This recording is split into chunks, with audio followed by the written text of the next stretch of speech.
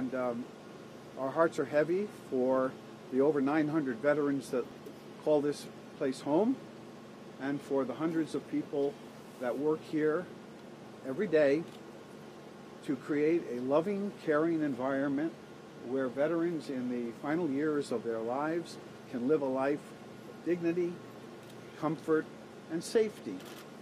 We also have heavy hearts for the family and friends who are grieving today for those they've lost.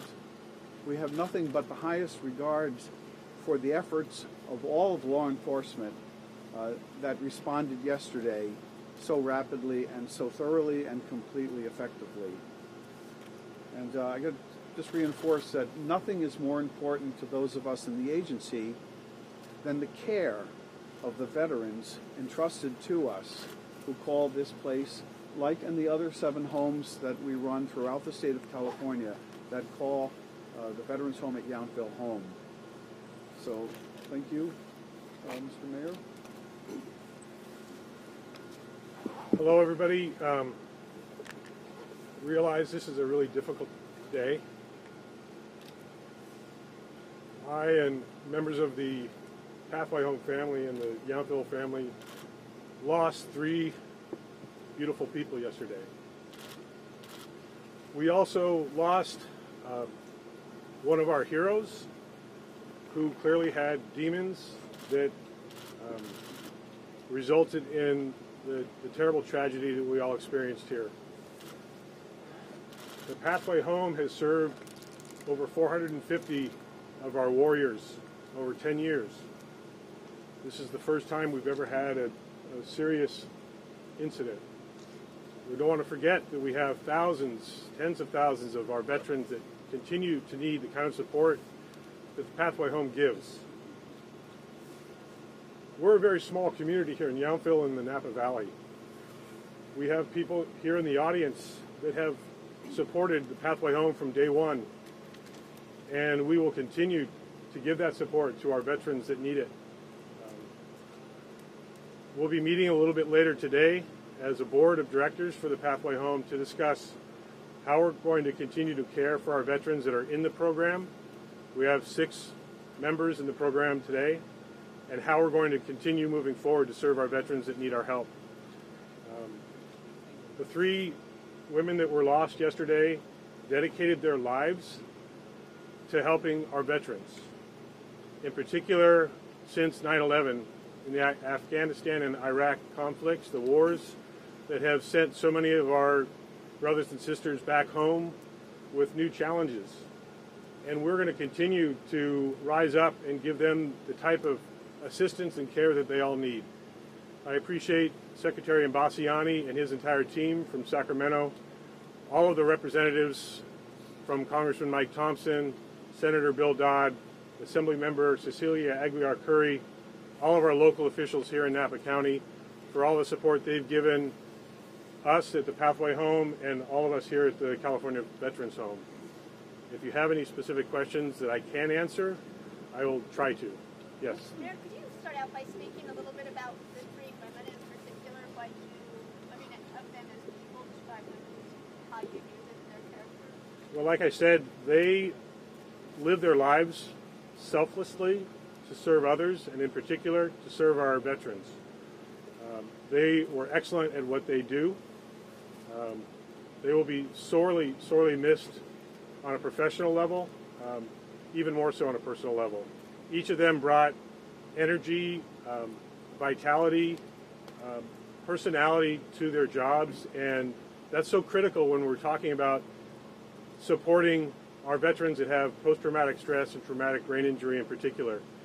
What comes with that is a lot of need for special care, and all of our staff provides that care. And in particular, these 3 individuals, every single day of their lives, continue to commit to serving others that way. We heard that Pathway recently had some funding problems. Can you talk a little bit about that? We're actually in strong financial position with the Pathway Home. You can imagine we're a nonprofit organization. Anyone that's ever worked in a nonprofit setting understands that there are always going to be financial pressures, but we have support from the Department of Veterans Affairs, from our federal VA, We have partnerships that we have created over the 10 years of the program that have helped us be sustainable. We're always going to need financial support. We're always going to need legislative support so that we can continue to provide the care that our warriors need. We understand that you are the... Hold on just a sec. We'll go over here and then we'll come back here. Can you talk about the impact this has had on the other veterans who were as traumatized by this yesterday? Has there been any effort to get counseling or mental health? Yes, Doctor. Thank you very much for the question. I have the wonderful and full backing of the governor and of my sister agencies and Secretary Maribel Bacher of Government Ops and Cal Human Resources has told me that starting this morning we have teams of people through the Employee Assistance Program that are coming here. They're already on campus. I don't know the exact numbers of them though, but I think we have offers from the community and we have trained staff on the campus right now.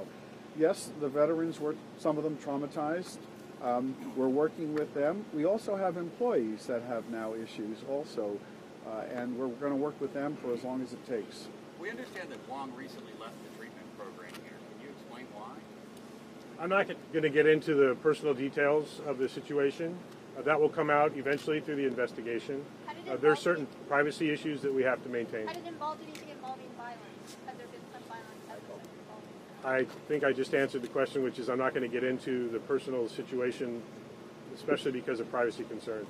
But just to finish answering your original question, I wanted to recognize that Napa County mental health services have also been very instrumental in providing family support and support of our other staff members that were clearly very personally involved in yesterday's episode, as well as the general population here at the home, staff at the home, and in our community. Many of us knew all of these people personally, in particular those that worked at Pathway. And so this is not easy for any of us. And we're just trying to figure it out one day at a time right now. Do you have any idea if this pathway will Okay, reopen? let me just elaborate. Even though the Pathway program occupied space on our, and were welcome on this campus since 2008, it wasn't a Calvet program, but we welcomed them. They fully integrated themselves in our community. They dined with our veterans in the dining hall. They recreated with them on the ball field and the swimming pool. The young vets, their clients, traversed the campus and interacted with their older veteran peers. So every person on this campus is affected by that loss. Mr. Imbasciani, there's law enforcement call for armed law enforcement officers on this campus. In fact, there was criticism that they weren't present. Can you answer that? You know, I've read that. If you'll forgive me, we're working with law enforcement to understand everything that happened and their investigation. We, frankly, are in a period of mourning and solidarity, and I think any attempt to maybe even politicize this issue and to point fingers, there'll be a time and a place to investigate all of that. I'm not sure today or in the next few days is the time for me to do that. If they recommend arming security guards, will you follow that recommendation? Who recommends? Law enforcement. I have 8 veterans' homes, and we plan all the time for every possible emergency. To be honest, I think mostly a fire. This campus was severely affected by the fire 6 months ago, by earthquake. This is an elderly, frail population. I'm a physician. I worry about influenza epidemics and other things like that. But we even practice in our various homes for shooters, active shooter scenarios like yesterday. So we have plans in place at every one of our veterans' homes. We're going to continue to look at all of that, and we will take input from any reliable source, including law enforcement. Mayor, do you have any idea when Pathway House will be able to reopen? And It's a Pathway home. We are, as I said earlier, we're going to be meeting right after this press conference to discuss immediate next steps. As I also mentioned, we have 6 members in the program currently that are going to continue to get care. But we have decisions that we need to make about the short, medium, and long-term future of the program. We are staying committed to serving our veterans that need our help. And we will be working with Dr. Imbasciani and his entire team on next steps here at the Madison Building and beyond. So you lost, Mayor, 3 staff members in this program. Of a total of how many? We have a combination of full and part-time staff, so it's a little bit more complicated. We also have a partnership with the federal VA from San Francisco, and so we have some on-site support as well as off-site support. So I don't want to give you an exact number, but it is a very small number. Did you lose a quarter of the staff? Did you lose half of your staff? I mean, We lost our executive director and 2 of our clinical psychologists. It will be very difficult, if not impossible, to fill their shoes, not so much from a skill set perspective, but they had more than just professional skills. They brought a very unique sense of purpose and sense of humanity to their jobs. And we know that there are others out there that are ready to step in and serve, and we're going to be looking forward to bringing them onto our team. Let me add something. Everyone who works on this campus considers this a job, but most of them consider it a mission also. We have people working on this campus whose parents and grandparents worked on this campus to take care of veterans. So it's more than a job.